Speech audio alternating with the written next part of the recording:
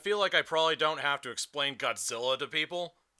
He's a cultural icon and has been since 1954. He spawned imitators and helped to kick off the careers of many other Japanese cultural icons, like Eiji Tsuburaya being primary among them. Godzilla, having started life out as Gojira, which is a mashup word of Gorira and Kujira, which is gorilla and a whale, was the living embodiment of humanity's careless use of technology beyond our control. Wreathed in flame and rubble, Godzilla was a horrifying abomination that all the guns, tanks, bombs, knives, sharp sticks, bad language, anything in the world couldn't even scratch. Provably, the mark he left on the language of cinema can't be overstated. Filmmaker Ishiro Honda, seeing the devastation wrought by nuclear weapons and indiscriminate firebombing from the United States, wanted to bring that helpless feeling to audiences, even as things began to settle in the wreckage of the occupation. And then he got popular and was turned into a cartoon character. Look, sometimes you have to make the money flick so you can make the artsy flick, alright? And sometimes you make reindeer games. But while Godzilla's had a renaissance in live action, with the latest two American films being all-out slugfest between reimagined classic monsters, and the latest Japanese offering being just as scathing of the modern Japanese government as the original was, animation has not done well by the big G. The only exception is the series based on the 1998 movie, but otherwise, the big G on the small screen falls pretty flat. Monster Planet was the initial offering to Netflix of a Godzilla anime, where Godzilla mostly just stood there and looked more like a mountain than a monster, while a bunch of brainless morons tried to smack him around. I must succeed!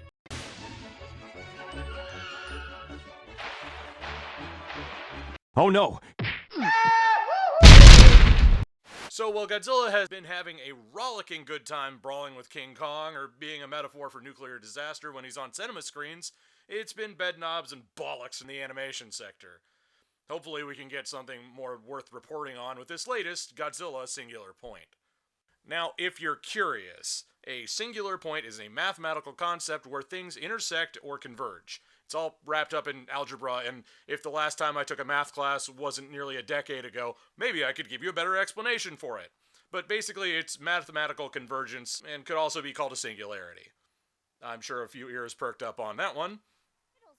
Anyway, something is intersecting here, and apparently it's goddamn audio mixing. And I became more human than now that all can slightly better understand the answers always right in front of us. The show starts in a tizzy, and I'm not sure if I can't parse it out because there's too much going on, or because I have audio processing issues. Probably both, honestly. But it gets started chaotically and carries on much the same way. Our main characters are Yun Arikawa and his crew at the multi-purpose repair shop called Otaki Factory, and Mei Kamino, a walking disaster area with jello mold eyes and a mouth that looks like it's about to droop off of her face at any moment.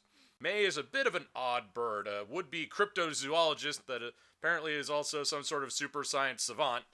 And meanwhile, Yun has nothing to write home about, but he's programmed some particularly advanced AI that ends up helping both he and Mei get through the various tribulations ahead of them.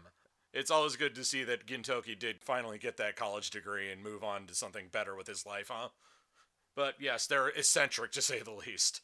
Oh, and I hope you like oblique references to old kaiju movies, because you're gonna get beat over the head with them and not even know it. So, of course, let's talk about names and meaning here before we get too deep in the woods. Mei wears a shirt with the chemical compound for methyl iodide on it, commonly shorted as MEI, as her name is spelled also. Kinda clever, kinda silly. But then you start doing a little bit more digging and realize you have a Kojima situation on your hands. Yes, character names in anime often have particular meanings, but sometimes it's also way up its own ass. Taking Mei's full name, written in the kanji that they give, for example, means inscription of God. Oh boy, here we go. Rarely is anything truly accidental in a work of fiction, folks, especially when it comes to names. And by contrast, Arikawa is just a surname that means by the river, and Yun doesn't even get spelled with kanji. It kind of tells how important he is to the story. Make no mistake, the only reason that Mei isn't totally the main character is because she's usually stuck far away from the action, doing big brain things, and making the show slow down. Way down. Really, though, the main character of the story is this quantum mechanics nonsense they're trying to constantly work through. Maybe the main focus is actually just the author trying to show how clever they are. Who's to say? There's a lot of tautology and wordplay on hand here, kind of going around in circles to explain why certain things happen just so, but it's ultimately in service to quantum mechanical horse shit. Folks, I've said it before and I'll say it again, making long-winded explanations about how your tech works doesn't make your show good, it just makes it full of garbled nonsense. I don't care how the Force works, I just need to know that it does, and it's important in the context of the story. If I have to read a dissertation to understand the functioning premises of the story, maybe pick a different direction. That being said, the first episode is basically the first act of a typical Showa-era kaiju film in super fast motion, getting all the setup and establishment out of the way lickety-split. I had hoped that the reason for this is because it was going to get to the kaiju fighting really quickly, but alas.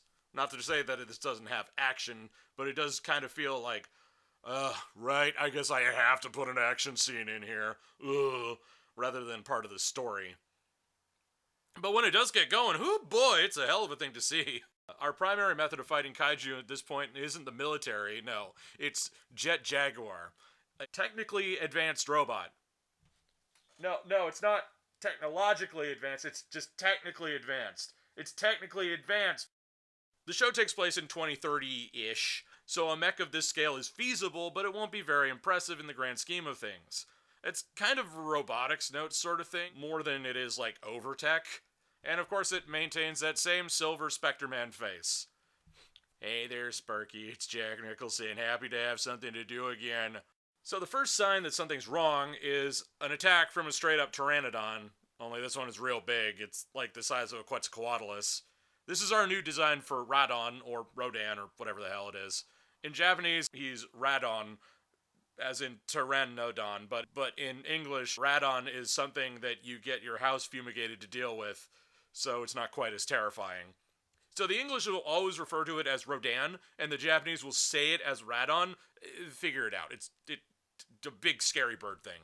Given that Japan doesn't have a whole lot of heavily armed people in the middle of their major cities, the only one that can handle this big goober is Jet Jaguar, which is easier said than done with the old man who thinks he's a samurai in the cockpit, but hey, you go into battle with the armor you got, right?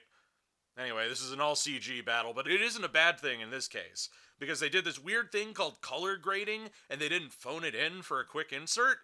Now, yes, they do use the Rodan model over and over and over again as the show goes on, but like, it's a species, I can forgive that. And really, you don't mess with perfection. And because you don't mess with perfection, the original score and original monster sounds are all in it again. It warms my little Showa-era watching heart. Anyway, Jet Jaguar's brawl with the monster ends with Rodan keeling over for no discernible reason at this point. There's a strange sort of honesty with this series, where it feels like everyone is just so utterly bewildered by the situation that they can't even start to figure out how to come up with a countermeasure. Meanwhile, Yoon and Mei, hilarious. You and me? Or is it Yoon Mei? Is that a pun too? That could be Yume, meaning dream, or Unme, meaning destiny. Shut up. Anyway, our heroes are trying to find the source of this weird song from the 50s that they think has some connection to it all. Meanwhile, people just kind of go about their business. And you know what? I think that dog'll hunt. Yeah. It's got a real, it's all gone to shit, but apparently I still have to make rent. And that's definitely a big 2023 mood, huh? Into the big 2022 and 21 and 20 mood. But let's not get ahead of ourselves, huh? May goes on to do research into the red dust that's been floating around and determines, with the help of her AI buddy, a copy of which is used to autonomously pilot Jet Jaguar as it goes on, that it is a chemical compound that's completely new. And now I'm annoyed again. You know, the scientific community has a pretty good grasp of elements, molecules, and chemicals. We probably knew it could exist, or could predict its properties, but never had reason to make it, or it's too unstable to hold together in its current state. But again, Singular Point has the whole throwback to 50s monster sci-fi to fall back on. If anyone has the right to muddle around in those tropes, it'd be this show. It's just one of those easy turns of phrase to imply something is supernatural or otherwise otherworldly, which in this case is actually very true, but I know enough to be dangerous. As it goes on, this red fog descends, presaging kaiju approaches. It kind of reminds me of War of the Worlds, and again, not an accident. But yes, kaiju attacks continue to escalate at the rate that no one can predict or really effectively counter, which makes this a race against time before there's too many kaiju and not enough material to repel them with. So, what exactly does one do to defeat an army of dinosaurs that doesn't just get shot to ribbons by a gun? How in the hot buttery fuck do you get rid of a swarm of pteranodons without just carpet bombing the city or breaking out the flamethrowers? For now, they just keep dropping dead after a while, but they're alarmingly durable up to that point.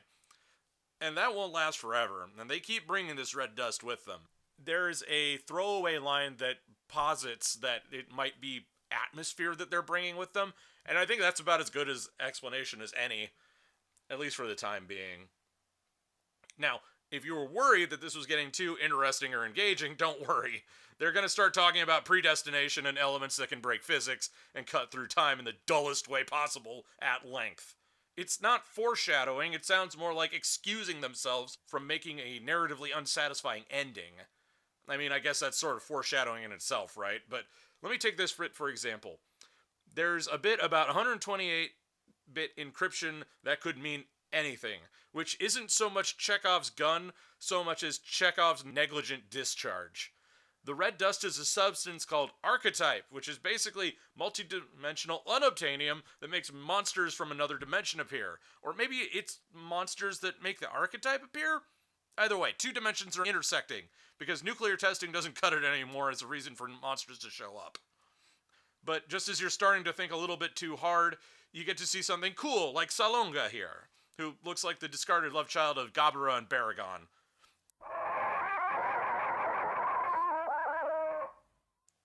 He's a big scary monster who lives in what appears to be the pit of hell, surrounded by pure archetype.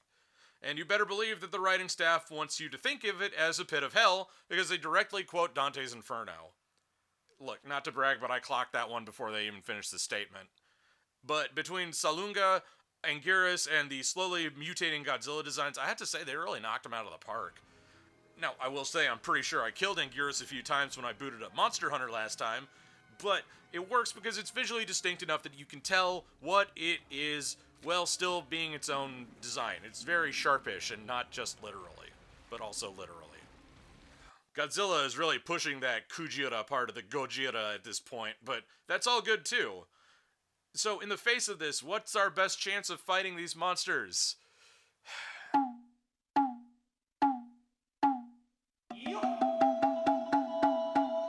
Oh yeah, baby, we're fucked.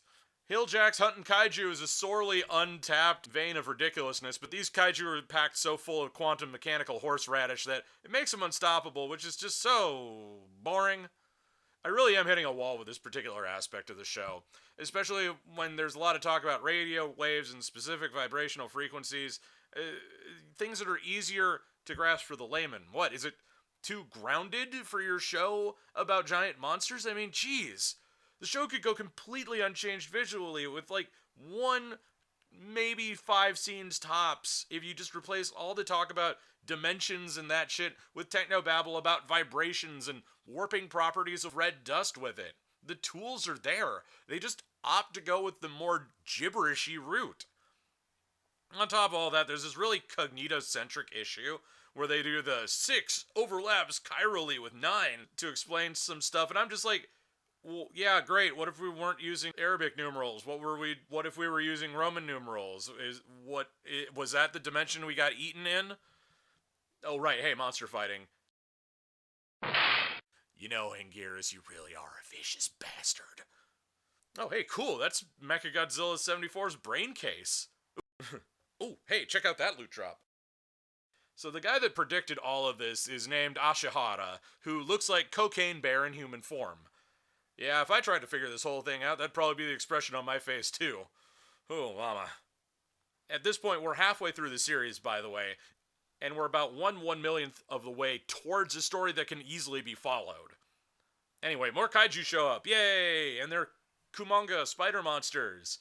And they've got this sweet-ass spear made from Anguirus' shell, so Jet Jaguar's getting some sick, cool gear to fight them off with.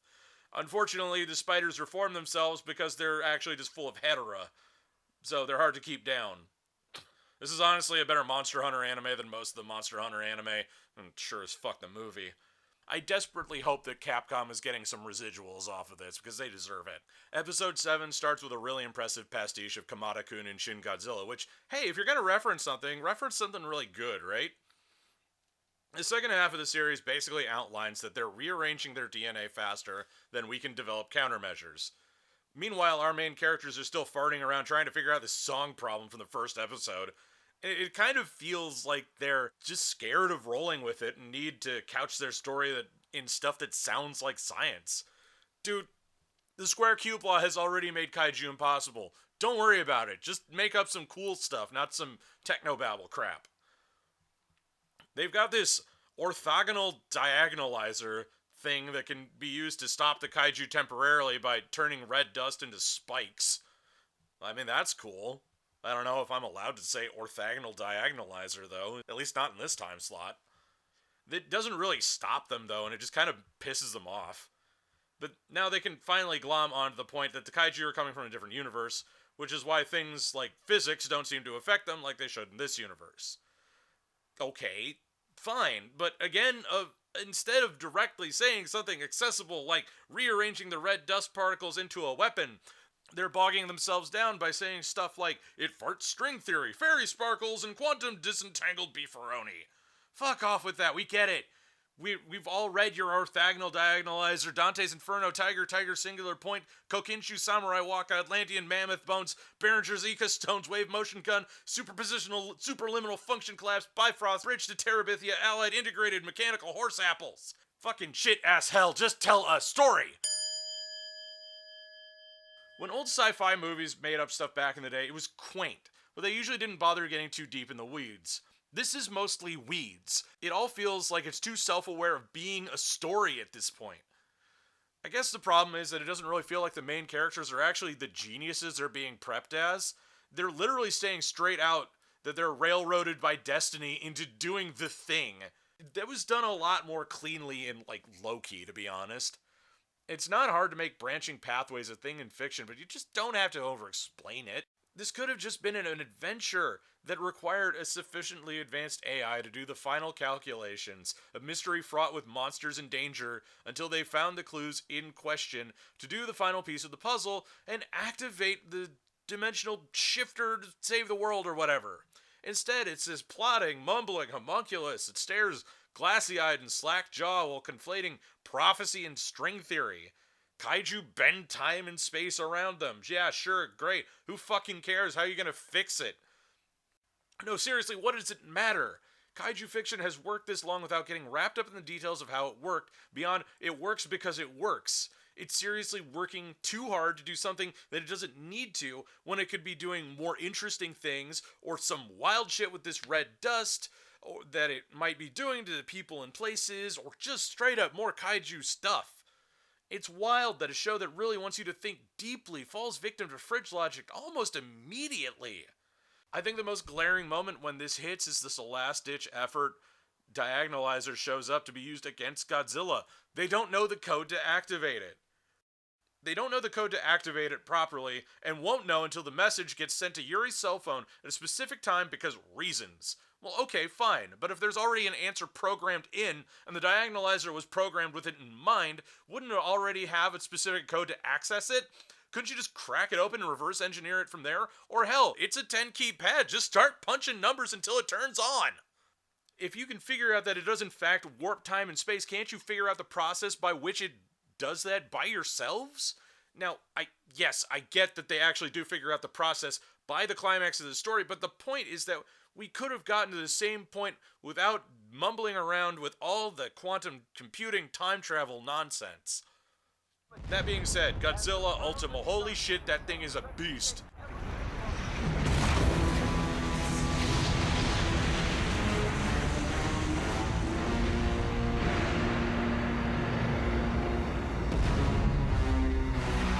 Hit the deck, Shin Godzilla, this boy's got your number. And I do appreciate how powerful it appears, even without the presence of other kaiju to fight. It's kind of brilliant, frankly. The series that it's named after barely has the title monster in it to make its impact maximized. That's what they were trying to do with the 2014 Godzilla movie too, though this has enough other things going on that it feels less wonky.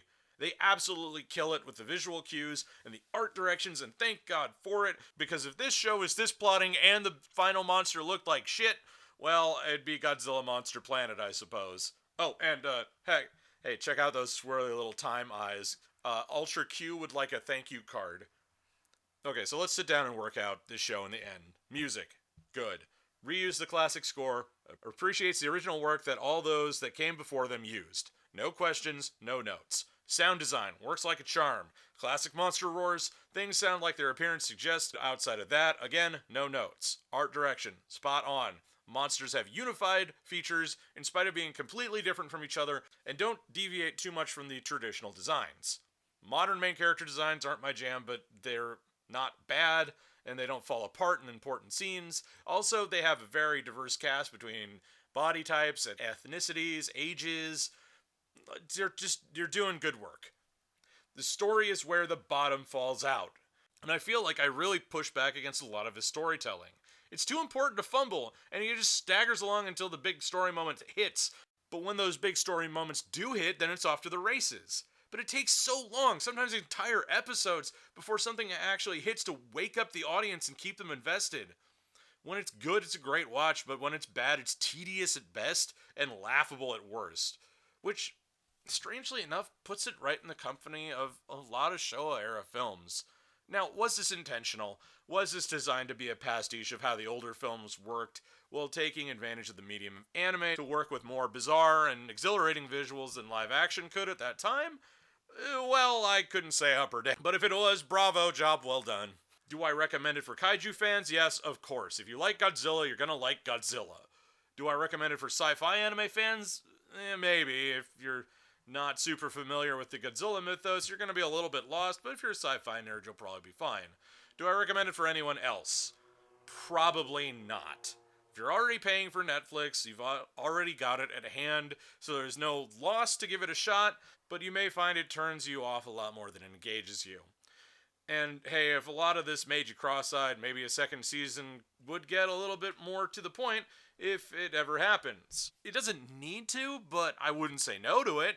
The issue I'm running up against is that if Japanese Godzilla/kaiju films are focused on social commentary and American kaiju films are focused on entertaining action, then where do anime kaiju get to hang out? Well, maybe it's time to get crazy. Show me something unexpected next Godzilla anime. I'm open to whatever you drum up. Just not whatever you just did. At any rate, this has been Professor Otaku, and this show kills fascists.